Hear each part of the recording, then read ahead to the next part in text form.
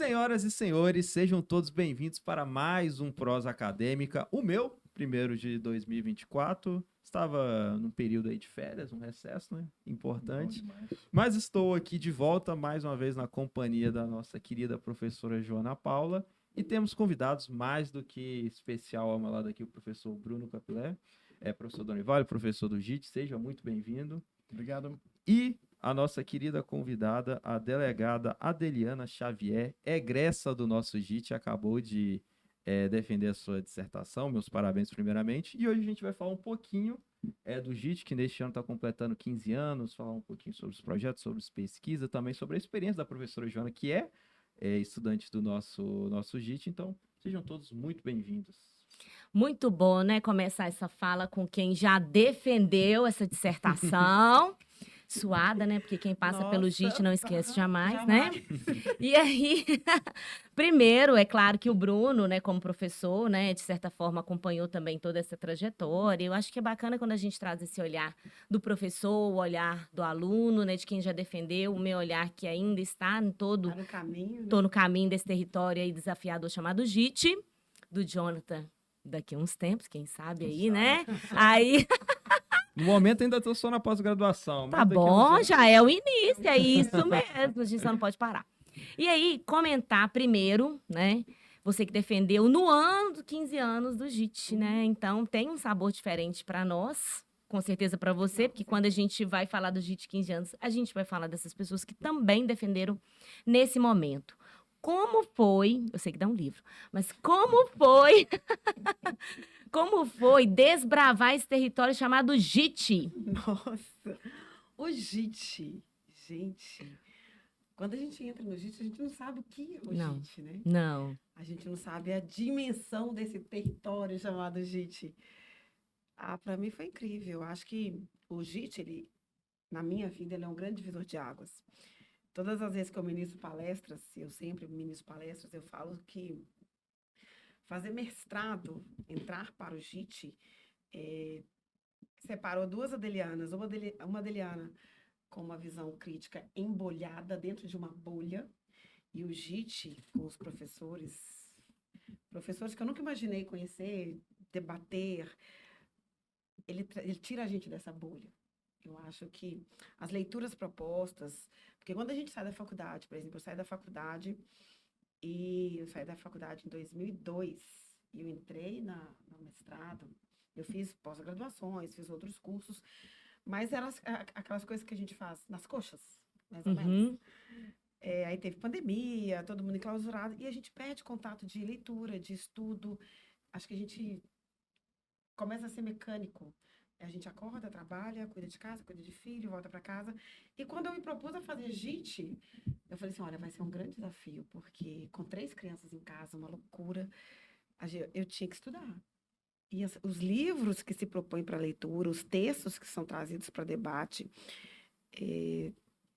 são coisas que interferem no nosso dia a dia, que a gente acha que não vai interferir. Que antes da gente entrar no JIT, você passa por um Kepler, por um Bourdieu da vida. Muito. E você não... Verdade. É um nada. Aí depois que você entra no JIT, você vê esses autores, você, interfere nisso, ele trata disso, ele fala daquilo. E o olhar fica diferente para quase tudo, Tudo, né? Porque você começa a olhar aquilo ali, você fala, nossa, eu tô lembrando daquele teórico. Aí você fica pensando, eu preciso compartilhar desse teórico com mais acessibilidade, né? Exatamente. E aí, quando você traz isso, né, essa vivência, porque muitas vezes a gente pensa assim, eu vou fazer JIT, mas será que isso cabe para a minha profissão? Será que a minha formação consegue, né, Bruno, linkar? E assim, acho que quanto mais interdisciplinar, mais desafiador, mas ao mesmo tempo mais saboroso, porque eu consigo perceber a sua perspectiva, a perspectiva dele, e assim vai. E aí, o olhar também muda com o passar do tempo, né? Não, sem sombra de dúvida. Essa questão de você conviver com outras pessoas, com outras vivências. Na minha sala tinha professores, jornalistas, tinha médico, e todo mundo com o mesmo propósito no mestrado, mas cada um com uma visão diferente, cada um com um projeto de pesquisa diferente. É muito diferente, eu acredito, né, de você entrar no mestrado focado só na sua Sim, área. muito Porque diferente. é mais engessado. Ali não, ali você ouve tantas histórias, você ouve tantas experiências das pessoas que elas vão trazendo e aquilo vai acrescentando, vai agregando nas nossas vivências. Eu achei isso Isso é fantástico. muito bom, né, Bruno? Sim, eu gosto de ver assim que o mestrado ele traz um caminho de um novo estilo de vida. Sim. A pessoa Muito, não é assim, verdade. ela passa a pensar diferente, né? Quer ler mais coisa, alguém fala uma coisa, já pega o celular. começa a Justamente, pesquisar. eu tô desse jeito. Nossa, eu falo que meu esposo falava assim, gente, quem é Rogério Resnick? Eu falava assim, gente, que você não sabe quem é. Como assim? Rafestan? Rafestan. Rafestan é nome de gato. Eu fiz o mesmo. Então, eu falava que eu queria assinar a Rafestan. Imagina, a Deliana Rafestan. Ninguém Já não suporto, imagina. A Deliana nossos- Rafestan. Já pensou? Os nossos teóricos começam, né, a se referenciar na nossa vida, né, Justamente. Bruno? de tal maneira que vira piada, né? Muito, Tá, meus memes. Quem não lê fica assim, o que vocês estão falando? Vocês estão falando de quem? É. Isso mesmo. O Jonathan tá aqui assim. Quem são essas pessoas? Quem é? Quem Ó, é? quem é essa? Quem é? E é interessante que o JIT traz essa proximidade até mesmo por conta dos professores, né? Que vão dialogar com todas as áreas. Sim, sim. Se tem um desafio para a gente que é aluno, imagine para o professor que tem que colocar todo aquele referencial numa perspectiva que é interdisciplinar em um conteúdo que talvez era disciplinar.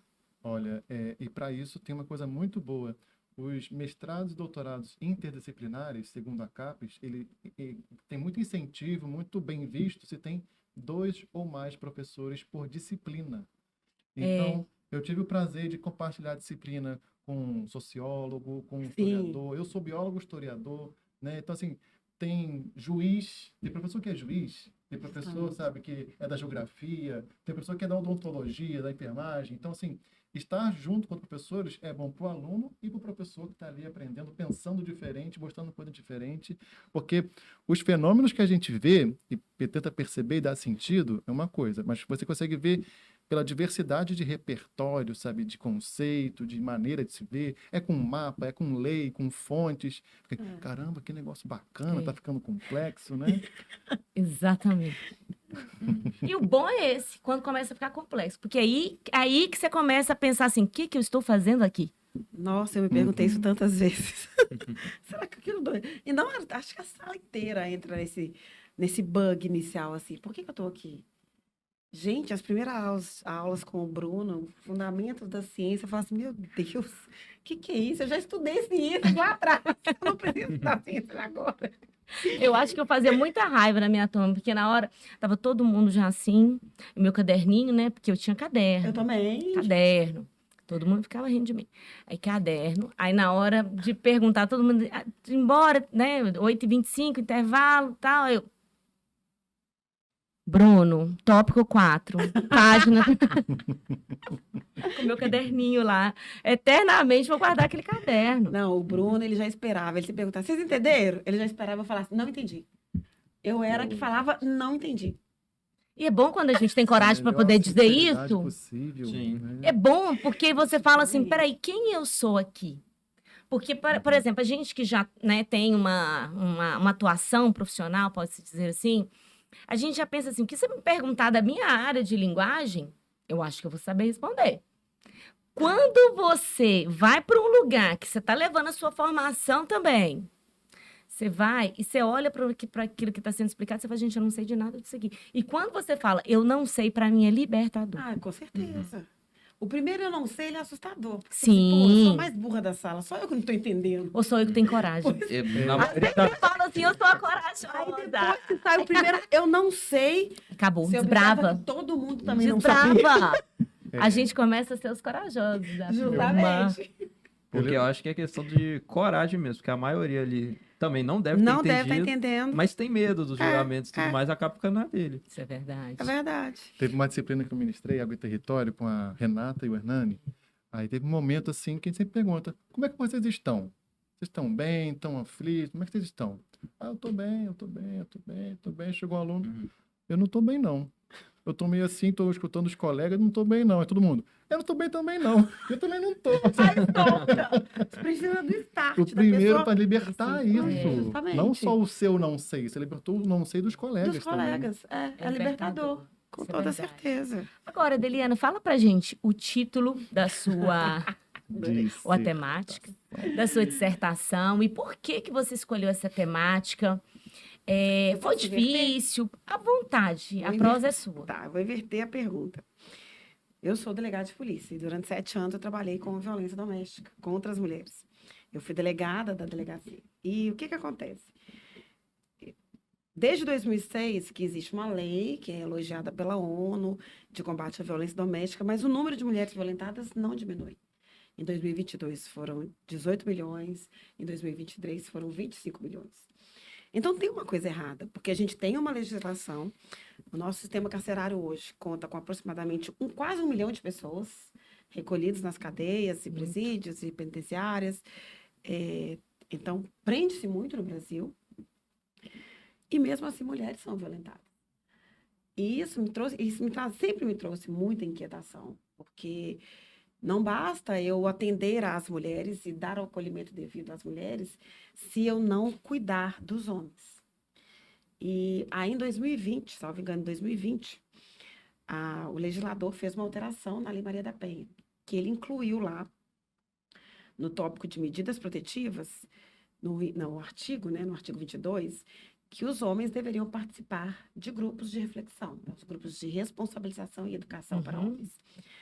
É um grupo de terapia em conjunto. Sim. E quando eu comecei a estudar sobre isso, eu falei, gente, é claro que nem todos os homens, eles devam ser submetidos aos grupos de terapia. Cabe, né, no caso. Pois é, mas a questão é, aqueles homens que praticam ameaça, a injúria, a violência psicológica como um todo, até mesmo a violência física, desde que leve, eles podem ser submetidos aos grupos de terapia. E, assim, os números que eu pesquisei durante esse processo de pesquisa mostram resultados. Por exemplo, em Juiz de Fora, nós temos o grupo da Casa de Terta. O Kleber, ele me trouxe 150. O Kleber, ele é escrivão da Polícia Civil. Então, sendo delegado, eu tive um acesso muito tranquilo com ele. E aí ele falou assim, doutora, até hoje nós atendemos 150 homens nessa terapia em grupo. Apenas um reincidiu. Eu ainda não tenho esses dados registrados, porque eu estou esperando o Casa de Terta completar 1 ano. Eu acho que completou agora, em fevereiro. Ele, inclusive, vai defender a dissertação dele agora na UFMG. Também sobre grupos de reflexão. Em Belo Horizonte, funciona o Grupo Dialogar, que é um grupo criado pela Polícia Civil. Eu até tentei dados mais específicos do Grupo Dialogar, mas mesmo eu, sendo da casa, foi muito burocrático, aí eu desisti. Então, eu peguei dados que estavam disponíveis na internet. E lá falava que 98% dos casos de homens atendidos pelo Dialogar não rescindiam. Nossa! Então, são ações que têm resultado.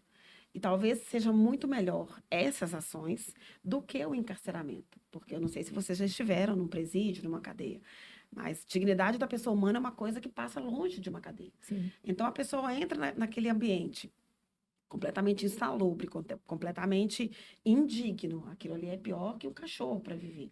E eu sei porque, vez ou outra, a gente vai nesses locais fazer busca e apreensão. Então, a gente entra, a gente vê a situação que as pessoas vivem ali dentro. E é muito indigno. Então, as pessoas entram nesses ambientes. Eles saem de lá pior do que eles entraram. Aquilo não ressocializa ninguém. Nenhuma cadeia no Brasil ressocializa ninguém. E eu falei assim, gente, o caminho para a gente vencer a violência doméstica é grupo de reflexão. Aí o título é muito grande, eu vou ter que alterar. O título é assim... O corpo território feminino sob a perspectiva dos homens autores de violência doméstica participantes dos grupos de reflexão aqui em Governador Valadares. O que eu queria buscar? Eu queria compreender se o grupo de reflexão ele tinha o condão de alterar a visão que o homem tem do corpo feminino. Ao invés de ter aquela visão de que aquele corpo me pertence, É a visão de que aquele corpo é igual ao meu e ele possui direitos como o meu corpo possui. O seu fio condutor foi no homem para Foi no poder homem. chegar no território corpo feminino. Justamente. Então, eu trabalhei o corpo território feminino nessa questão, que eu tinha que trazer o território, né? E eu foquei, sendo orientada da Fernanda, Não, eu não maravilhosa. podia fugir do corpo território. Nossa! E foi incrível. Corpo território. Foi incrível. Fernanda. Então, aí eu fui atrás desses dados. E aqui em Valadares, o que acontece? Aqui nós temos um grupo de reflexão, é um grupo de reflexão desenvolvido pela CEAPA, que é a Central de Aplicação de Penas Alternativas. E aqui existe um grande problema aqui que eu enxerguei. Eu falei que meu próximo projeto é montar um grupo de reflexão aqui em Valadares. Olha! Por quê? O que acontece? O juiz, a vítima ela é agredida, vai na delegacia, pede medida protetiva, o juiz determina que ele compareça aos grupos de reflexão. Aí ele comparece na CEAPA, no primeiro momento ele vai extremamente revoltado, porque afinal de contas ele não fez nada, ele só empurrou a mulher. É um absurdo ele ter que estar ali. E o grupo, ele é desenvolvido em 12 encontros. 12 encontros, um encontro por semana. Só que passados esses 12 encontros, o serviço da CEAPA acaba. Ela não faz um acompanhamento posterior. Então, eu não tive dados para me informar se aquele homem reincidiu ou não. Entendeu? Porque cumpriu a pena, acabou. Participou dos 12 encontros, encerrou os 12 encontros, a CEAPA não participa mais. Diferente do caso de Terra, em Juiz de Fora, diferente do projeto de Alegar em BH, diferente do grupo de Papo de Homem que tem em Manhuaçu, que eles fazem um acompanhamento com esses homens, mesmo após o término dos 12 encontros. E foram esses grupos que me trouxeram os dados, que me deixaram tão empolgados. Aí, quando eu cheguei aqui em Valadares, que eu vi que eu não tinha esses dados, eu fiquei extremamente frustrada. Porque se eu quiser diminuir o número de mulheres violentadas, eu preciso ensinar os homens a lidar com sentimentos. E, assim, que é algo tão, assim, cultural, né? Às não, vezes, para poder... A gente está inserido numa sociedade machista, onde aquela masculinidade heteronormativa, que homem não chora, homem não demonstra sentimento, porque isso tudo vai depor contra a sua masculinidade. Então, e os homens se enrijecem nesse ponto. JJ Bola traz muito bem isso, a Muscat traz muito bem essas questões. Esses debates de que a gente precisa ter um outro olhar para os homens, que os homens efetivamente eles precisam de acolhimento e de cuidado para que eles consigam se reinventar, acho que é se ressignificar enquanto homens, para eles conseguirem ressignificar a visão do corpo feminino. Se a gente não fizer essa desconstrução para fazer uma reconstrução, a gente não vai vencer violência doméstica. Porque o homem, a gente vai lá, prende o homem, ok. E o que é o sistema brasileiro hoje? O nosso sistema punitivista, a gente só tira o problema do local. Eu tiro aquele homem que agrediu, né, só transfiro. Eu tiro aquele homem dali e jogo ele lá na cadeia e deixo ele esquecido lá. Só que uma hora ele vai sair. A gente não tem prisão perpétua. Uma hora ele vai estar na rua, uma hora ele vai voltar para aquela mulher. E aí, o que vai acontecer? Ele vai agredir de novo? A grande maioria dos casos, eu posso falar que quase que 70% dos casos aqui em Valadares, há reincidência. E as mulheres, elas ficam silentes porque elas começam a ter descrença na legislação. Não adianta eu denunciar, porque ele vai voltar e ele vai me agredir de novo. E é normalmente um comportamento daquele que não consegue se amparar juridicamente, né? Justamente. E ele vai voltar, ele vai agredir, a mulher vai ficar sem o suporte, por quê? Ok, a mulher tem uma medida protetiva, é uma grande inovação da Lei Maria da Penha. Mas e aí, a medida protetiva é um papel. Aí, quando ele chega, manutenção. Não tem, eu não tenho um sistema, eu não tenho estrutura na segurança pública para acompanhar todas as mulheres que têm uma medida protetiva. Aqui em Valadares, por exemplo, nós temos a Polícia Militar, tem a Patrulha de Violência Doméstica. É uma viatura para atender toda a região. Nossa! Que ela vai fazer esse acompanhamento das medidas protetivas. Dá conta? Não dá conta. Não tem como. Então, a gente precisa buscar um outro caminho. Se eu quiser reduzir o número de mulheres violentadas, eu preciso trabalhar de uma outra forma. E essa outra forma é cuidar do outro lado da balança, porque a violência doméstica é uma mulher de um lado e um homem do outro lado. Então, eu não posso só cuidar da mulher, porque a balança vai ficar desequilibrada. Eu preciso tratar o homem também. E que esses grupos de reflexão sejam em posição mesmo. Posso fazer uma pergunta em relação a isso? Pode. Eu estou achando muito bom trazer essa alteridade da violência pelo lado do homem, né? Eu lembro que uma vez eu conversei contigo que historicamente, uma mulher que a gente analisa muito aqui, quando fala de poder e tal, a Hannah Arendt, ela escreveu A Banalidade do Mal. Ela foi investigar como que as pessoas que recebiam ordens torturavam, matavam judeus no Holocausto na Alemanha. E ela foi duramente criticada. Por que você não vai estudar as vítimas? Ela foi duramente criticada por isso. E aí eu fico pensando assim, e você, né? Você que está vendo o perpetrador da violência, você foi criticada por alguém? Fui. Pensei nisso aqui. Na hora que ela estava falando. Adoro. Já começou de pensamento. Porque eu acho que é até indutivo, né? Porque quando ela fala, ela vai falar dessa relação e a gente pensa logo, teoricamente, da mulher. Lógico, né? Sempre. E aí, quando a gente faz essa volta aí. Não, eu fui muito criticada. Falei assim, mas como cuidar de homem? O homem é o violentador. Ok, ele é o violentador. Eu acho que ele precisa ser punido, mas que a punição não seja o encarceramento. E quando a gente começa a ler, a gente vai buscando leituras sobre os homens autores de violência doméstica, o que a gente vê? Primeiro, essa questão da imposição. A gente fala muito de patriarcado. O patriarcado, ele assola mulheres. Ok, ele assola mulheres. Mas ele também, ele assola homens. Quando ele impõe essa masculinidade, que você não chora, que você é o mantenedor da casa, que você é o chefe da família, que o homem não demonstra sentimento. Isso é prejudicial para os homens. Tanto para a mulher quanto para os homens. A gente precisa, eu sempre brinco, né, estando como delegada de polícia, que toda história tem mais de uma versão. Geralmente, eu só escuto a versão da vítima. São as narrativas, né? Mas eu preciso parar e olhar para o outro. Ok, ele cometeu um crime? Cometeu. Mas vamos entender, não o porquê dele cometer um crime, porque eu acho que cometer crime não existe um motivo. Mas vamos entender a história, Nossa, isso é super narrativa, aquilo que a gente conversou. Por exemplo, quando eu pensei no meu projeto de pesquisa, Joana, eu queria entrevistar os homens autores de violência doméstica. Só que com essa questão do CEP, a morosidade do processo no CEP, a questão da Fernanda estar prestes, aquela loucura dela ganhar neném, a licença da maternidade, eu falei assim, não vamos trabalhar com homens. Porque eu queria participar dos grupos de reflexão e vivenciar o que eles vivenciam. A narrativa deles. Eu acho isso... Eu queria ouvir as histórias, eu queria saber como que ele viveu na infância, como que era. Será que ele sofreu violência? Eu acho isso fenomenal. Mas você pensou em gravar escondida, presencialmente? Porque uma mulher num grupo de homens muda o comportamento do homem. O grupo aqui em Valadares, ele é com duas... É uma mulher e um homem ou duas mulheres. Mas sempre tem uma mulher. E eu ia chegar, por conselho do próprio Edmárcios, ele falou assim, Adeliana, quando você chegar, você já chega, olha, sou delegada de polícia, estou fazendo essa pesquisa. Para você não é ser aceita, mas que você tenha uma melhor receptividade, melhor do que ficar escondido. Porque você vai poder conversar com os homens. Então, eu queria fazer essa pesquisa, de sentar com eles e ouvir as histórias.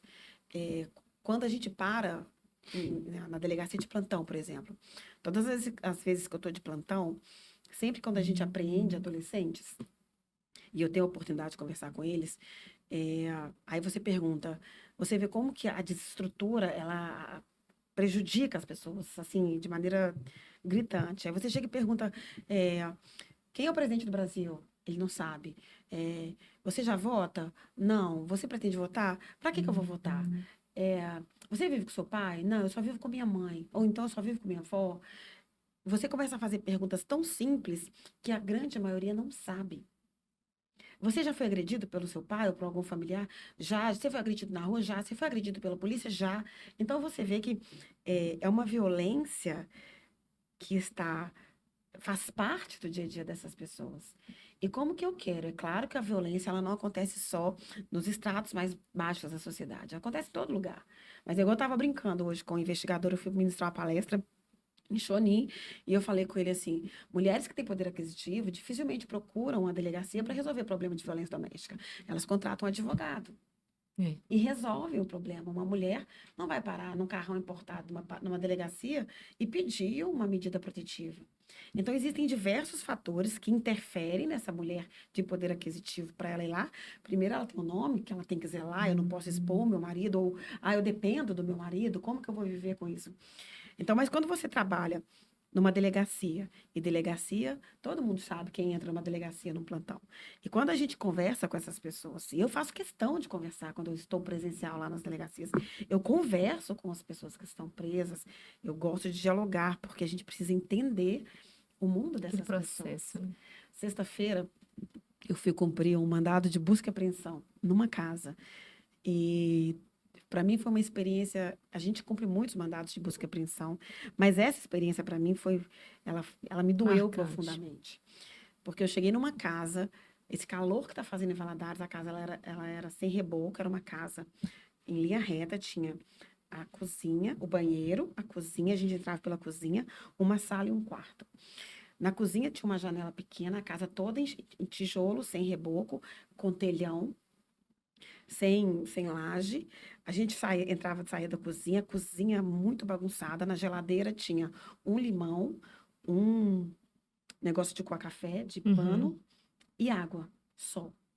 E nessa casa morava um senhor e uma senhora. A gente foi cumprir mandado de busca e apreensão por conta do filho deles, que nem estava morando lá mais.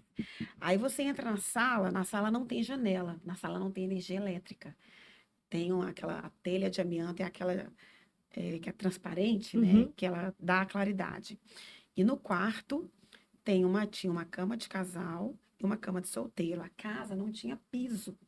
Ela era no chão batido e eles colocaram lençóis em cima desse chão. Quando eu cheguei para cumprir o mandado, eu falei assim, meu Deus, o que eu vou achar nessa casa? Nada. E realmente eu não achei nada. O rapaz estava fazendo uma marmita para ele ir trabalhar e ele estava colocando na marmita arroz e feijão. Só. Trabalho braçal, ele ia passar o dia se alimentar com arroz e feijão. Não tinha um legume, não tinha uma verdura, não tinha uma carne. E a gente chora todo dia que a gente come sem carne, pelo menos para quem come carne. E aí eu trago essas questões, assim, igual quando a gente vai cumprir mandado de busca e prisão dentro da cadeia. São coisas que me chocam. Eu falo assim, gente, a violência é uma coisa tão estrutural que um homem que agride uma mulher, ele tem um histórico de violência. Mesmo que não seja uma violência dentro da casa, mas uma violência que ele sofreu por conta da ausência estatal. Eu não tive um hospital, eu não tive medicamento. Os meus colegas tinham tênis assim, eu andava descalço. Então, tem toda uma história. E isso gera grandes frustrações nos homens. Quando um patriarcado cobra que é o homem que tem que manter uma casa. Como que eu vou manter uma casa se eu não consigo nem comer? Então, quando eu pensei em trabalhar homens, foi porque eu queria entender todo esse processo. Interessante que quando você fala, assim, passou eu sou muito, assim, imagética, né? Então, na minha cabeça, eu já comecei a imaginar até a casa aqui. Pois é. Porque a gente vai imaginando tudo que é de verdade e aquilo que é real na visão do outro, né? E quando você fala isso, o ano passado a gente trabalhou no direito, na minha disciplina, né? Nós fizemos o colóquio sobre quem matou Eloá. E aí a gente colocou como uma vertente de análise, né? São os corpos silenciados e naturalizados pela violência. Então, nós naturalizamos essa violência, perpassamos, né? Por ela e colocamos um significado, né? E aí, talvez, por meio da sua análise aí, a gente pode desmembrar esse fato, ampliando ele, sabe? Porque não é só naturalizar e, ao mesmo tempo, violentar. Eu acho que essa análise é além disso, né? Porque isso já acontece, naturalizar e violentar, né? E aí, nós comentamos sobre esse caso Eloá, que para mim foi um caso que me marcou muito, esse caso Eloá, até mesmo pelo contexto de Eloá. Né? E saber que eu cheguei a ler sobre, é claro, não com tanta amplitude, mas a gente começa a observar que durante toda a conversa, né, Lindenberg com a polícia, em nenhum momento se fala de Eloá. Não, nenhum momento não fala. Eloá é vista como uma agente. Sim. Ali, na verdade, Eloá é a extensão do Lindenberg. Então, o Lindenberg é que decide, é que traça aquilo ali, né? E no dia nós tivemos a presença do professor daqui também, que é o Jacques, que conseguiu trazer uma análise do Lindenberg. Eu achei tão interessante, porque ele traz uma análise que na hora eu estava falando, né, numa perspectiva mulher, Eloá, e o Dr. Jacques estava falando de uma perspectiva mais voltada para o Lindenberg, né? Quem é esse Lindenberg? Quem é esse agente da história? Ninguém fala de Lindenberg, só fala que ele matou. Só fala que ele matou. E aí o Jacques vem trazendo essas ideias, e na hora que nós saímos da aula, eu falei, nossa, eu nunca parei para pensar, mesmo sabendo que ele foi a extensão de Eloá, porque Eloá não foi vista em nenhum momento desse caso, né? Mas, ao mesmo tempo, quem é Lindenberg, né? Então, essa sua troca me faz pensar isso, né? Engraçado, parece que é permitido romantizar a violência, de modo que a gente vê séries, filmes e tal, e se humanizar, né, o autor é um problema. Não, claro. Não pode humanizar o problema, tem que demonizar ele. Ele é monstro. Ou ele é uma pessoa invisível que não tem história, ou ele é um monstro. Ele é monstro. Não pode ser um coitado, a gente não pode ter pena disso.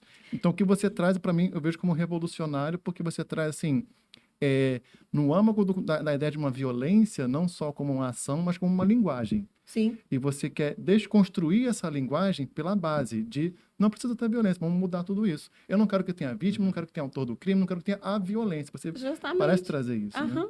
O que acontece? Eu até brinquei hoje lá na palestra que eu estava, que eu falei assim, gente, eu só vou atuar como policial se acontecer a violência. Então, para mim, não existir a violência é uma grande saída. Mas se a violência chegou a acontecer, é porque em algum momento teve uma falha. Em algum momento, essa engrenagem falhou. Aí acontece a violência, as polícias têm que atuar, o judiciário vai atuar, o Ministério Público vai atuar. Ok, aí a gente vai prender o cara, a gente vai deixar ele encarcerado. E aí? Satisfez a sociedade? Já tá bom? Nós somos punitivistas. A gente quer que todo mundo seja preso. Não furtou, tem que ser preso. Sempre tem que ter uma punição, porque você fez alguma coisa errada, justamente, né? Mas, gente, prender, se você visitar uma carceragem brasileira, você vai falar assim, poxa, isso aqui, até o cachorro da rua vive melhor. Prender não é... É claro que tem crimes e crimes. Eu não estou falando que um homicida tem que ir para um grupo de reflexão, ou que uma pessoa que estuprou crianças tem que ir para um grupo de reflexão. Mas existem situações em que dá para a gente resolver sem encarceramento. Porque a gente precisa começar a ter outra visão. A gente vive numa sociedade extremamente consumista. Eu li uma decisão de uma juíza recente, foi citada num livro, e ela, assim, ela é muito sábia. Ela fala assim, todo mundo passa pela criança pedindo na rua e finge que aquela criança não existe. Ninguém enxerga o menino sentado na calçada passando fome. Deixa esse menino furtar o celular do filho do branco. Aí ele tem que ser encarcerado, ele tem que ser preso. Ele é visto, né? Aí ele é enxergado. Só assim. Mas enquanto ele precisa do suporte, seja do Estado, seja do privado, ninguém enxerga. Você não quer ver o problema. Você não quer enxergar uma criança passando fome. Porque na sua casa seu filho não passa fome. Então, pronto, se no meu mundo está tudo ok, eu não preciso olhar para o outro. Eu acho que a gente precisa parar, é o sair da bolha. O professor Bernardo, aqui do JIT, só deu um abraço gigante nele ali. Ele me convidou para participar de um debate com os alunos do primeiro ano passado, de Direito. Acho que é primeiro ano mesmo. Não era nem um debate, eu ia participar da banca, eu ia ser júri dos trabalhos que os alunos iriam apresentar. E esse trabalho me marcou profundamente. Por quê?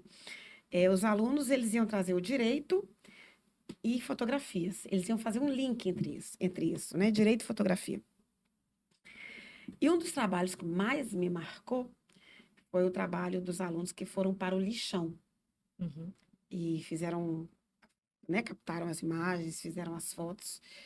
E eu lembro que, e assim, são fotos chocantes, pessoas no lixão que não têm certidão de nascimento. As pessoas não existem, algumas pessoas que estão ali.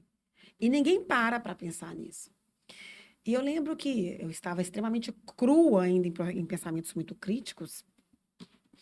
Eu falei assim, mas a gente estava num debate, assim, é uma questão de escolha. Aí o Bernardo, ele falou assim, escolha? Será que essa pessoa tem escolha? Você tem escolha de acordar de manhã, você vai tomar café com leite, ou café com Toddy, café com Nescau, sei lá. Vai comer pão com manteiga, vai comer pão de queijo, vai trabalhar a pé ou vai trabalhar de carro. Mas algumas pessoas, simplesmente, elas não têm escolha. E elas estão ali porque elas não têm escolha. Porque não tem espaço para essas pessoas do lado de cá. E isso me marcou muito. Algumas pessoas que estão nas ruas, e aqui em Valadares, a gente vê pessoas morando na rua todos os dias, elas não têm escolha. E elas precisam sobreviver. E elas vão sobreviver do quê? Elas vão usar droga, elas vão usar o crack, usar a maconha, por uma questão de sobrevivência. Uma vez a minha filha falou assim, mas não, meu filho, ele falou comigo assim, mas é uma pessoa drogada. Eu falei, pois é, a maioria das pessoas que estão na rua, elas usam cachaça para esconder a fome, usam maconha para esconder a fome, entram no crack para esconder a sensação de fome. Você não sabe o que é sentir fome, porque você não passa fome. E não fala que passar fome, fiquei 5 horas sem comer, tô com fome. Não. É você acordar num dia e não saber o que você vai comer durante todo o dia, você não tem perspectiva de alimentar. Então, assim, essas questões, fazer esses trabalhos de trazer os problemas que afligem as pessoas, não como causas exclusivas, mas como parte desse contexto da violência, para mim é muito interessante, porque eu acho que está tudo muito interligado. Pensar, o menino que trafica lá no morro, ele escolheu. Tá, ele escolheu, será? Será que é porque aqui embaixo não tinha uma oportunidade para ele trabalhar? E o tráfico está sempre arrebanhando menores, porque os menores não são presos. Aí o tráfico, ele arrebanhou o menor começou a trabalhar, conseguiu comprar o tênis da moda, o celular da moda. Eu usava sempre uma expressão, todo mundo usa essa expressão, principalmente nós mulheres. Meu corpo, minhas regras. Eu sempre falei essa expressão. Aí eu estava lendo um livro que se chama Feminismo para Quem? Para falar sobre o corpo feminino. Né? Eu trabalhei muito essa questão do feminismo, corpo. E a Daniele Brum, ela faz uma crítica a essa expressão. Ela fala assim, é muito fácil para uma mulher que está protegida pelas paredes de uma sociedade, de uma casa, de um teto, falar meu corpo, minhas regras. Mas e para a menina que mora lá na periferia, no ponto de tensão em guerra de tráfico? Será que é fácil para ela? Será que se o traficante chegar para ela e falar assim, olha, hoje eu vou usar você, hoje você é minha, será que ela pode falar simplesmente, não quero? E eu trouxe isso para mim. Quando eu falava isso, eu pensava assim, poxa, eu sou mulher, delegada de polícia, eu moro no 13º andar de um prédio, eu só ando a pé se eu quiser. Todas as vezes que eu saio, se eu quiser carregar o investigador de polícia comigo, ele está comigo. Se eu quiser andar armado, eu ando, é uma questão de opção. Eu posso falar meu corpo, minhas regras, mas essa expressão, ela é egoísta. Porque quando eu uso essa expressão, eu tiro dela as mulheres... As outras, né? Que não dividem as mesmas circunstâncias de vivência que eu divido. Então, assim, eu aboli isso da minha vida, porque o mundo é muito diverso, homens e mulheres, é uma diversidade gigante. Eu acho que quando a gente passa pelo JIT, principalmente quando a gente... Nossa, quando a gente... Eu falo da Fernanda com muito carinho, porque a Fernanda, para mim, é singular, sabe? Não, ela é impecável. Cada um tem as suas, né? Tem a sua especificidade, tem o seu valor e significado. A Fernanda, ela fala brilhantemente do que é corpo. Uma visão que não é só fisiológica. Sim. E como a gente lida com muitas mulheres, acaba aqui, né, no universo, né, de sala de aula, eu falo que eu tenho um curso que só tem mulher. E acaba que a gente esbarra com muitos. E mulher quando a gente fala assim, hoje a gente fala muito da questão da sororidade, né? Sim. E num tempo que a gente falava muito da questão de rivalidade, que ainda é justificado por uma questão cultural de muito tempo. E hoje a gente tenta quebrar algumas coisas, né? Alguns paradigmas que a gente tem como verdade. E quando a gente se depara com esses pensamentos vindo da noção de território, da definição que ela traz do território corpo, do corpo em si, a gente começa a olhar para o outro, vou falar por mulher, por lidar com mais mulheres, talvez, diferente. Com certeza. O olhar, ele muda e você não consegue ver aquela mulher como aquela mulher mais uma. Olha, não é isso. Fernanda. Em homenagem ao corpo, o território. Por essa definição que eu nunca imaginei enxergar um corpo como território. Então, dentro dessa perspectiva que a Fernanda trouxe, enxergar o corpo enquanto território, para mim foi, e trazer, e principalmente, a gente fala muito do corpo território feminino, porque parece que o corpo território masculino, ele já foi delimitado, ele já foi respeitado historicamente, mas o ele corpo já foi demarcado. Mas o corpo território feminino, ele ainda engatinha para ele ter essa demarcação. E aí, quando eu tatuei, eu pensei, foi isso, eu nunca quero esquecer sobre essa definição do corpo território. Porque eu também. Foi a Fernanda que trouxe isso. Nossa, eu jamais vou esquecer. Para mim, um ponto assim, muito marcante no JIT é essa descoberta do território corpo. Porque quando a gente descobre isso aí, peraí, você fala, não, peraí. Calma lá, vamos voltar Peraí, lá deixa atrás. eu voltar. Por que eu não aprendi isso lá atrás? O que faltou lá atrás, né? Gente, eu acho que é interessante, então, trazer a explicação do que seria. Vocês trouxeram agora 2 conceitos muito importantes, que eu não sei se nossos espectadoras e espectadores sabem o que significa corpo-território, tampouco sororidade. Então, assim, explicar faz sentido, né? Sororidade. Sim. Quando a gente fala de sororidade, a gente fala dessa relação que não é só encarada como uma rivalidade, né? A sororidade, ela abarca o ser mulher de um lado coletivo.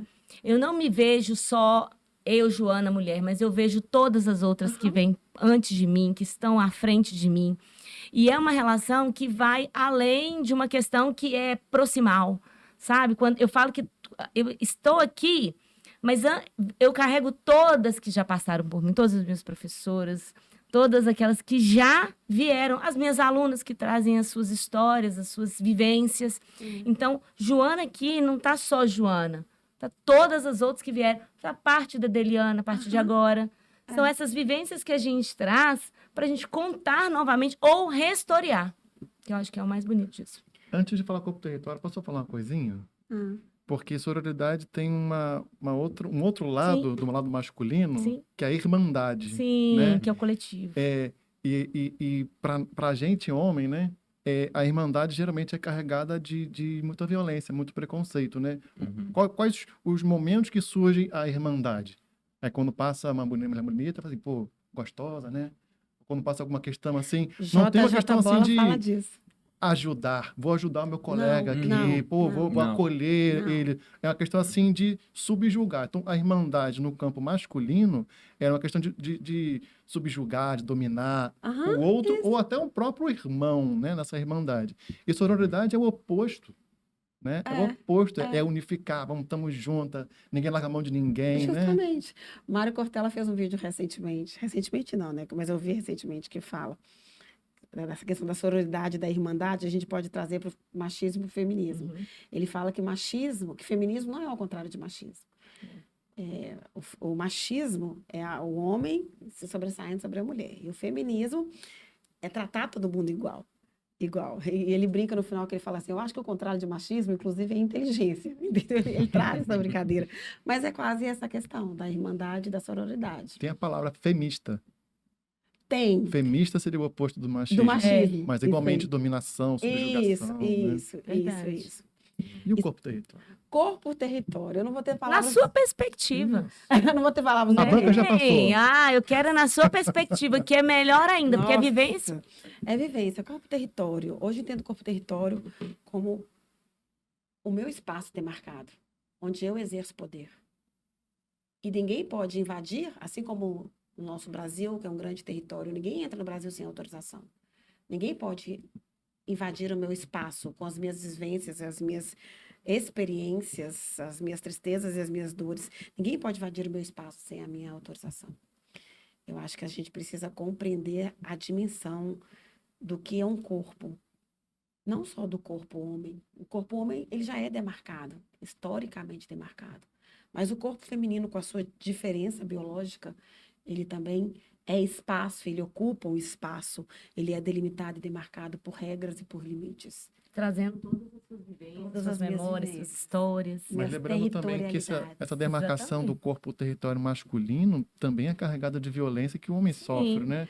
Pensar na quantidade de homens gays que são, sei lá, espancados pela família, assassinados e tudo mais, né? Essa normatividade do comportamento. Né? A naturalização da violência, né? Isso é naturalizado. Um dos autores que eu usei na minha dissertação é o J.J. Bola. E ele fala, o livro dele é fantástico, chama Desconstruindo Masculinidade. Ó, bom aí pra gente indicar, né? Não, ele é fantástico, ele é um autor fantástico. E ele fala sobre essa questão da... Ele não chama de irmandade, mas ele fala dessa toxicidade existente entre homens. Que os homens... As brincadeiras dos homens, elas são agressivas. E a gente incentiva. Você vê o seu filho brincando de lutinha, você acha lindo. Ai, lindo, vai lutar. Justamente. Ai, que lindo, faz de É a novo. competição, Energia. É energia. Ai, gente, eu sou professora, ou seja, eu ouvi tudo isso. E a gente incentiva. O homem, ele vive em constante competição com o outro. É quem cospe mais longe, quem mija mais longe, quem pega mais mulher, quem pega menos mulher, quem é mais macho. Você está comentando isso? Os apelidos entre são eles são sempre pejorativos. E muitas vezes é tão implícito que quando você fala, não, peraí, não tô brincando, né? Eu tenho uma raiva disso. Eles levam esse trem de brincadeira. Eu tive um caso recente de importunação sexual que a gente estava investigando. E na hora que eu ouvi o autor da importunação, que ele chegou esfregando o pênis na mulher, aí ele falou assim, mas eu estava só brincando. É uma brincadeira. É só uma brincadeira. Que ela levou a sério. Para você era uma brincadeira, para ela foi uma coisa Quer dizer, séria. então, que ele brinca assim com os amigos dele? Deu vontade de perguntar. E aí, mas você esfrega o pênis em todo mundo? É. O caso que agora todo mundo está falando do homem que apalpou a mulher no elevador, essa imagem que está correndo aí no Brasil. A mulher está saindo do elevador, ele vai e apalpa ela. Eu falei, gente, como que ele se sente nesse direito de invasão? Por que ele invade o corpo feminino? Por que ele pode? Por que quando eu estou passando na rua e vejo um homem sarado, lindo, gostoso, correndo, eu não olho para ele, nossa, que gostoso! Eu não tenho a tendência de pegar, de apoderar, né? A gente não tem, o homem tem isso. Existe um movimento, não sei se é um movimento orgânico e tal, não sei se vocês vão saber, das mulheres se empoderar-se por uma questão mais ativa sexual. A ponto assim, então quer falar de violência sexual? Então eu vou sentar no teu colo com força, sabe? Eu vou te estuprar. Eu vou te machucar e tal. E isso assusta muito o homem. Acaba sendo uma questão, assim, de defesa da mulher, porque é como se eu estivesse transitando do espaço, né? É como se a mulher ali estivesse ocupando o espaço Agora dele, eu tô ocupando entendeu? o espaço masculino. Então, existe essa relação de transição. É como se essa pessoa aqui, a mulher, estivesse tomando o espaço dele e ele está se sentindo invadido, porque ele foi demarcado. Vira coitado. Tô sendo Vira coitado. Verdade. Vira coitado. Eu tenho um aluno, privando aqui, né, a identidade, mas assim, ele tem 15 anos. E ele foi meu aluno desde os 12. E teve um evento que me marcou muito. Aos 13 anos, uma menininha, né, uma outra coleguinha dele de sala, menstruou. Eu sempre falo com as minhas alunas assim, com todo mundo, gente, não precisa ter receio, isso é natural. Porque a pessoa pega como se tivesse, né, nossa, escondido, né? Isso é um pecado, quase assim, né? E eu sempre falo, olha, isso é natural e essa aceitação do próprio corpo. E aí, a menina toda sem graça, assim, aí ele foi, eu achei isso tão lindo, que ele foi até a menina e pegou um absorvente na mochila dele. Eu achei que ele tem tão assim, que o negócio, eu fiquei na minha cabeça. Conversando com a mãe dele, que, né, minha amiga, falei, Ana, eu vi né, o seu filho com um absorvente e eu achei tão bonito, mas ao mesmo tempo curioso. Ela falou assim, Joana, desde pequenos, 12 anos, eu sempre falo com ele, deixa um absorvente porque você não sabe, para ele ter esse olhar diferente. E para quando ele também não vê aquilo ali, aquela reação, ele não ficar o quê? Olhando com um olhar de... Nossa, o que está acontecendo? Um olhar como fora da realidade, né? Com naturalidade. Eu nunca esqueci isso. Eu falei, gente, olha, mais mães assim, né? Como olha. Isso é uma questão também de criação muito cultural no Brasil, que é assim, quando a criança ela chega na adolescência, muitas vezes a gente tenta passar para ela que coisas são normais, mas durante a infância a gente nunca comentou sobre isso. É verdade. Então ela cresceu, se moldou com estranheza sobre determinadas coisas. Sim. Então quando chegar na adolescência, ela vai estranhar. Porque isso não foi trabalhado durante a infância. Verdade. Essa questão de poder sobre corpo. Eu dei uma palestra no Interescolar e o menino me marcou profundamente. Eu estava falando sobre o poder que os homens ainda acham que exercem, sobre a questão da frustração quando os homens recebem um não, aí eles vão buscar a força. né? Por isso tanta violência. Aí a gente conversando, eu peguei e falei, vocês já imaginaram se as mulheres falaram assim, a partir de hoje, ninguém vai mais ter filho, as mulheres não vão engravidar, porque nós somos muito poderosos, né, Joana? A gente gera. Se ninguém aqui nasceu de uma chocadeira, todo mundo veio de uma barriga. Então, a gente é muito poderosa. Aí eu falei, vocês já imaginaram se as mulheres se rebelassem e falassem, a partir de hoje, ninguém vai ter filho mais. E pronto, as mulheres não vão ter filho. Aí esse aluno levantou a mão lá no fundo da sala e ele falou assim comigo, ô professora, sabe por que isso nunca vai acontecer? Eu, por quê? Porque o homem estupra. Olha! Caramba. É. E ele falou assim, porque o homem, ele não sabe receber não. Porque o homem não aprendeu a lidar com o não de uma mulher. Então, quando a gente quer, a gente toma força. Me marcou. E é justificada, né? Tem até um Interessante. livro e uma série sobre isso, né? O Conto de Aya. Ah, o Conto O de Aya. Conto de Nossa, eu não Aya. consigo assistir até hoje. Eu já assisti. Ali o É bo- território passa longe. Fantástico. E assim, eu passo mal vendo o tenso. filme. É pesado demais, mas mostra a dominação O sobre mais o corpo importante chocar, porque quando choca é porque você ainda tem. Quando aquilo não te chocar, aí que é o problema. feminino. Uhum. Né? Eu acho que tem Imagina, que chocar. você tem que procriar. Aí você deita, vem um homem, te penetra, como se você não existisse, como se você fosse uma boneca. Para você gerar um filho para uma outra pessoa. E no dia do parto, aquela outra pessoa, ela é cercada como se ela tivesse parindo. Nossa, que... É muito puxado. né, essa. É tenso. É uma É série engraçado tensa. assim que ao longo da história a gente vai vendo muitos avanços, né? A luta das mulheres pelos direitos, Sim. ao próprio corpo e a voto, É. a poder Você divorciar. consegue ver isso, é muito Assim, bacana. se a gente vê assim da lei Maria da Penha, né, da violência doméstica, até agora aumentou os casos, é preocupante você escrever a sua dissertação. Uhum. Mas se a gente ampliasse a escala, ver assim há um século, 2 séculos, Não, Tá gente, melhorando. Nós tivemos muita evolução. avanços, muita mesmo evolução. assim, Ao né? mesmo tempo, esses cenários fictícios, né, como o Conto de Aya, a gente vê assim, pô, na boa, se parar de militar, se parar de lutar pelos direitos, Não, em vai pouco voltar. tempo vira isso. Vai né? voltar. Vai voltar. Mas a evolução ela é fantástica. São 100 anos de luta pelas mulheres. O que a gente precisa, e assim, eu não me lembro o livro que eu li, não sei se foi Safiotti, que fala que nós mulheres avançamos muito. Mas os homens não avançaram. Os homens, eles não estavam preparados para a mulher poder sair para trabalhar sem pedir para ele. Para a mulher chegar em casa, ser dona do dinheiro dela. Eles não se prepararam, diferentemente de nós mulheres. A gente vem paulatinamente, ao longo de mais de 100 anos, lutando por direitos. Você Adeliana, a gente não se prepara para sobreviver. Os homens saem debaixo da saia da mãe para ir para a saia da mulher e não sabe cozinhar um ovo. Justamente. Eu falo que essa geração aqui, por exemplo, na geração das nossas mães, falar marido ou esposo era quase que um título, né? Nossa, né? meu marido. Isso Meu é marido, suave. meu esposo. E eu lembro que quando eu casei em 2022, né? E aí as pessoas falavam assim, Joana, você vai trazer seu marido? Eu achava que ia ter tão estranho. Eu falava assim, nossa senhora, mas eu vou sozinha, porque às vezes é um evento aqui mesmo na instituição, e às vezes não precisa, né? Não tem de dispor a pessoa e tal. Não, mas você não vai sozinha. Aquela... Como pesa, né? E assim, eu casei o quê? Com 39 anos, né? E as pessoas falavam assim, nossa, Joana, você não vai casar? Né? Aquele sentimento.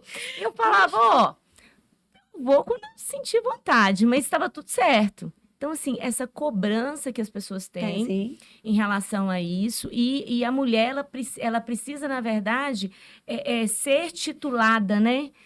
Tem vários contos na literatura que vão falar isso, a Aurélia principalmente, né? Do Senhora. Mas essa questão da mulher na sua própria aceitação, na sua condição de ser, né? As mulheres precisam mudar a visão que elas têm delas mesmas, né? Ô, Bruno, da parte 1 e da parte 2 com a Adeliana, tá? Mas voltando ao território de 15 anos, Verdade. eu vou falar uma palavra e você vai me responder porque a gente precisa celebrar esses 15 anos do JIT. Se eu falo uma palavra, você responde a que vier, ok? De uma forma bem metafórica, melhor ainda. Quando eu falo de território corpo, fácil essa. O que você vê? Lutas. Lutas.